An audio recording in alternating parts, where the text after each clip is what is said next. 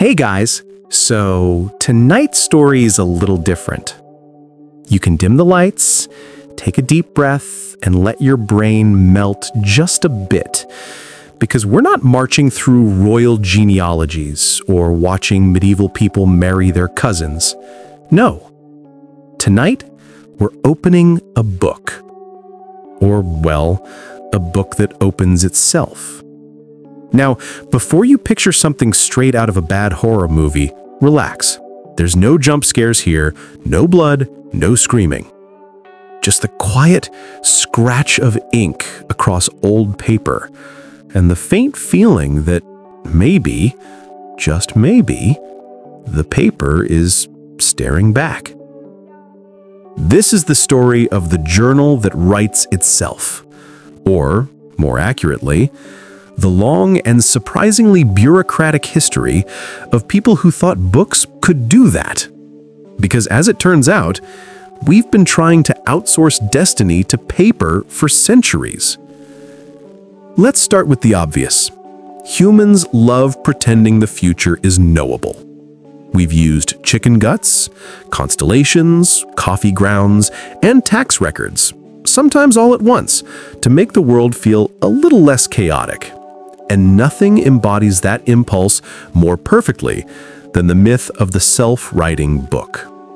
Across medieval Europe, Asia, and the Islamic world, stories kept circulating about manuscripts that simply appeared, unauthored, self-assembled, sometimes written by angels, sometimes demons, sometimes by bored monks who preferred creative marketing over humility. But one of the earliest and most persistent legends was something called the Chronicon Mirabilis, Latin for the Miraculous Chronicle, which is, admittedly, the kind of name you give something when you're trying to sound way more legitimate than you are. According to scattered 14th and 15th century accounts, the book was supposedly discovered in a monastery near Prague, because of course it was. Everything weird in the late Middle Ages seems to happen near Prague. The story goes that the monks found a large volume sitting in their library one morning, bound in calfskin that no one remembered ordering. The handwriting was unfamiliar, neat, slanted, not quite Gothic, not quite human. The weird part wasn't the script, though. It was the content. The book contained dated entries. Events, births, deaths, fires, floods, all in perfect chronological order. And for the first few pages, everything matched local history exactly. The monks, being diligent record keepers, verified this with what passes for medieval fact-checking, mostly shouting at each other in Latin. Then, they turned a few pages ahead and saw events that hadn't happened yet. Now, in any rational world, this is where someone says, maybe this is a prank. But monks in the 1400s weren't exactly big on skepticism. They preferred explanations involving angels, divine prophecy, or, failing that, the devil personally taking an interest in monastery stationery.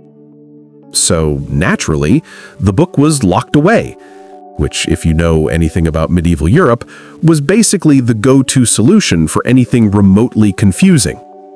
Unexplainable phenomenon? Lock it up. Heretical text? Lock it up. Questionable cheese? Definitely lock it up. For a few decades, that was that. The Chronicon Mirabilis became one of those whispered monastic rumors, the kind that bored novices mentioned after too much communion wine. Until, because these things always have a sequel, one of the older monks apparently decided to peek inside again sometime in the early 1500s. And according to later accounts, what he found were new pages, fresh entries, recent events, his own abbot's death written weeks before it happened.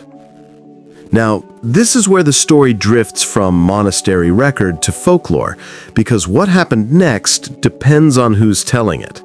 In some versions, the monk went mad and tried to burn the book. In others, he hid it inside a wall, where it supposedly stayed until the 30 Years' War, when Swedish soldiers looted half of Central Europe's libraries and possibly carted it off to Stockholm. Of course, no such manuscript exists in the Swedish Royal Archives today, but that hasn't stopped a steady trickle of rediscoveries and translations over the centuries, most of them written by people who definitely owned quills and a flair for the dramatic. Let's pause there for a second, because this pattern of mysterious prophetic texts appearing just when everyone needs a little doom-flavored excitement repeats constantly in history. If you want a calm, predictable century, you won't find one before the printing press. Or after, honestly. Let's float now to 17th century England, where the world's most famous self-writing text, the Prophecies of Mother Shipton, started making the rounds.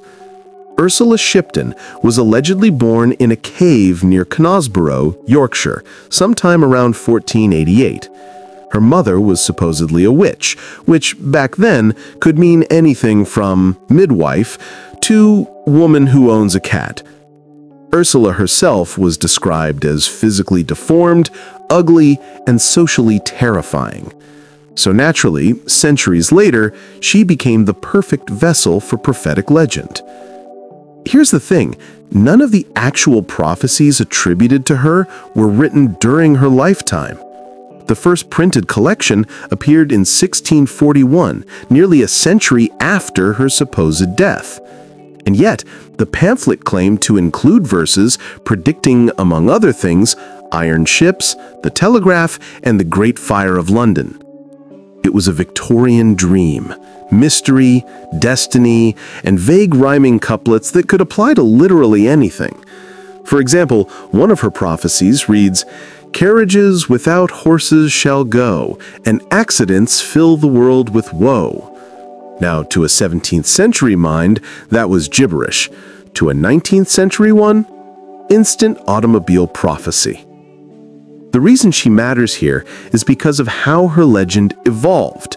By the late 1800s, people were saying her book wrote itself, that every few decades, new stanzas appeared, perfectly predicting recent tragedies. Sound familiar? It's basically the Chronicon Mirabilis repackaged for a Protestant audience with less Latin and more tea. People even claimed that museum copies of her prophecies would occasionally change between editions, a very polite way of saying that printers kept making things up. But the myth persisted because it scratched a deep historical itch, the idea that knowledge wants to be known, that somewhere out there a page exists that's already written your future and is just waiting for you to open it. Now, if we cross over to the Islamic Golden Age, we find another recurring motif, the Kitab al-Qadr, or Book of Fate.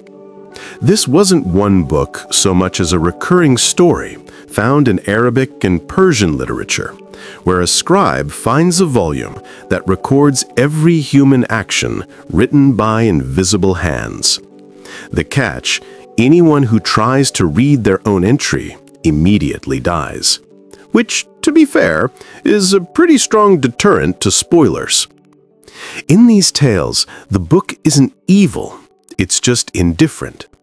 It's the bureaucratic side of destiny, a cosmic ledger eternally balanced, occasionally misplaced by angels with bad filing systems.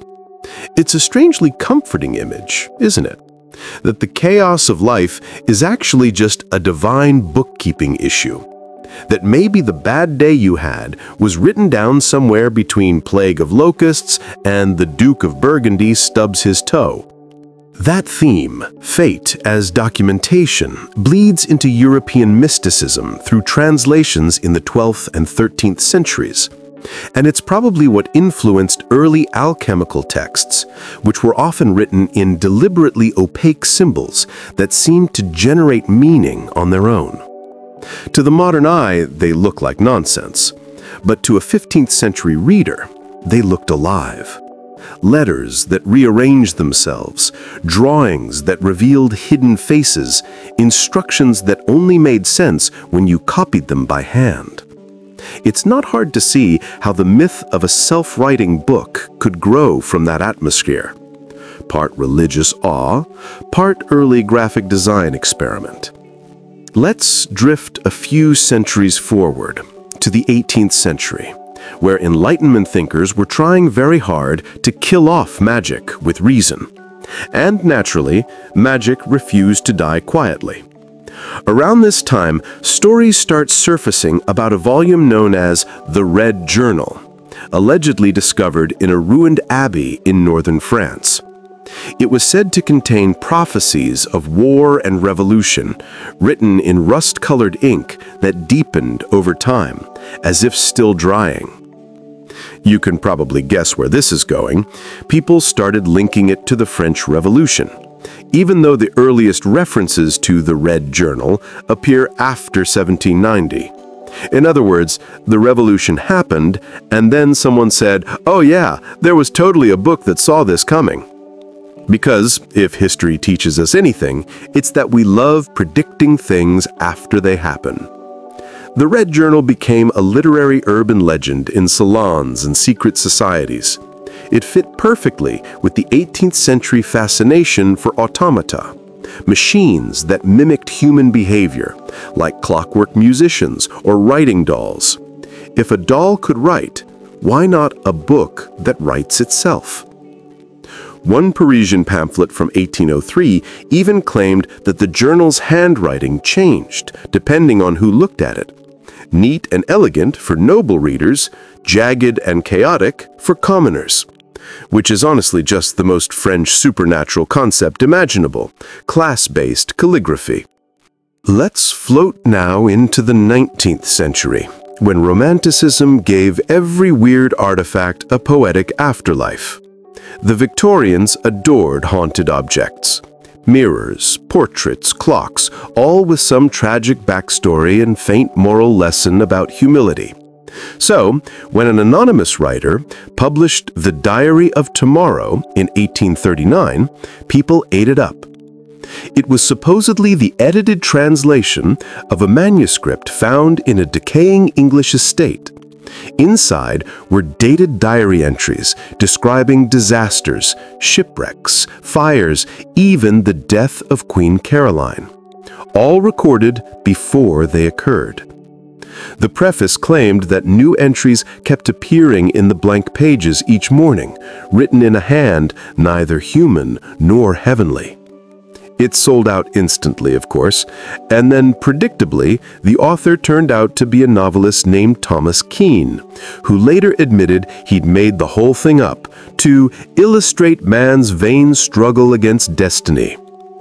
A noble excuse, but mostly he just enjoyed the sales. Still, The Diary of Tomorrow planted the myth firmly in modern imagination. From then on, self-writing books kept reappearing in literature. From H.P. Lovecraft's cursed Necronomicon to fictional grimoires in penny dreadfuls and Gothic novels. The theme stayed the same: knowledge that wants to exist, and humans who can't resist opening the page. Let's float gently back to the present, or at least the 20th century, where this myth quietly modernized.